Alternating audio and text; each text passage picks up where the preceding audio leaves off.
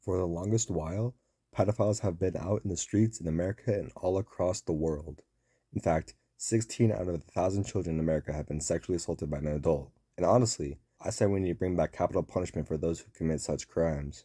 Now, since the 2000s, we've had entertainment of predators being caught by the police, like To Catch a Predator, stuff on YouTube like Skeeter Gene and Gideon, with ways to catch and expose them like Discord, Snapchat, Instagram, and Twitter. But recently, some predator catching videos have switched from catching them and handing them to the police to just smacking and beating the shit out of them. And quite frankly, I'm a supporter, as you could tell by the title of the video. And this is the story I have for y'all today. This happened on a snowy November night during Thanksgiving break. I was at my homie's house and we were chilling in his room, smoking it up and playing GTA 5.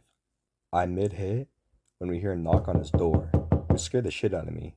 But it was just his younger sister Miranda, so we were in the clear. She asked if she can talk privately. Her voice was a little shaken and she sounded scared as hell. Naturally, being my homeboy's sister, I wanted to make sure she was okay because she was like a little sister to me. I watched her grow up and everything, but he told me to stay in his room. I'm confused as hell, but I obliged since it seemed serious. Now, I was trying my hardest to stay in Eddie's room, but I was dying to know what happened. So I leave the room and tiptoe to Miranda's. I knock, and then I slightly open it. I peek my head through, and Eddie has her laptop and is mad as fuck. I ask if I can see it, and he looks at Miranda. Miranda gives a nod, and I walk over. I look at her computer and see absolute horrors. It was a guy on Discord who said he was 42 years old, and he's sending the most freakiest, disgusting, diabolical, down bad things I've ever seen. Some of the shit he was saying makes 50 Shades of Grey seem like child's play. Some of the shit he was asking was, you into roleplay? Or have you done anything with a guy before? Have you put toys down there? And I'm just fucking shocked, because she's fucking 12, bro. Like, what the fuck?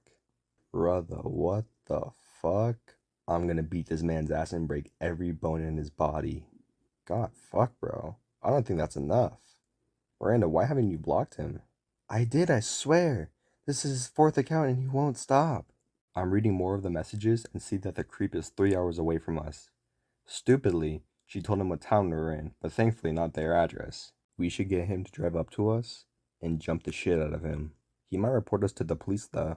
Cracker, he is trying to fuck a 12-year-old.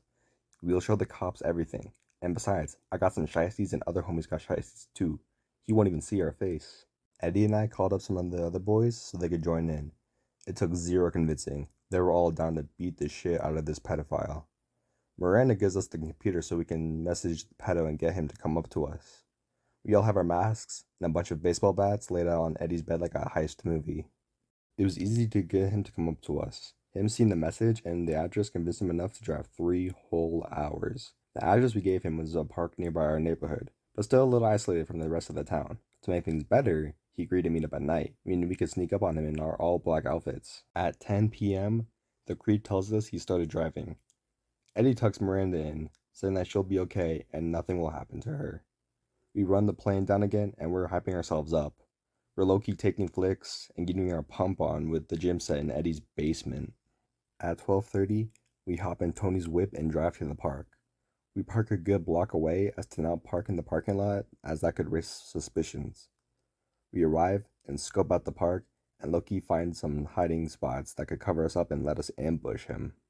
Waiting for him was an unreal feeling. We sat in complete silence with our bats and one sledgehammer. The only noise we could hear was the wind blowing by. I kind of felt like a character in a horror movie. The time was 1:07 and we see a car pull up. Eddie gets a Discord notification saying he's here with a winking emoji. Gross. He puts that bitch on silent and texts him saying come here to the playground equipment. He gets out and starts walking.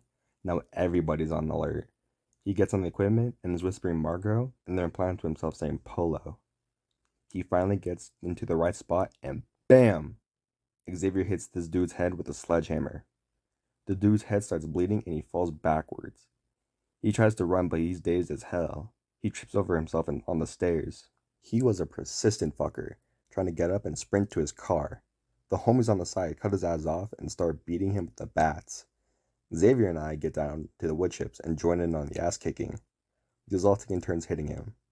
He started screaming, so Tony hit his mouth and the sound stopped. Now this man's fingers were fucked, legs were in a 90-degree angle, collarbone destroyed, arms completely done for, and probably more internal damage than we could comprehend.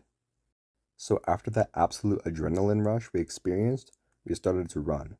But Tony turns around and smashes the window and opens the door, entering that bitch and robbing his ass too, stealing the motherfucker's wallet. We cram ourselves into Tony's whip and speed off, flying around the car because none of us were buckled.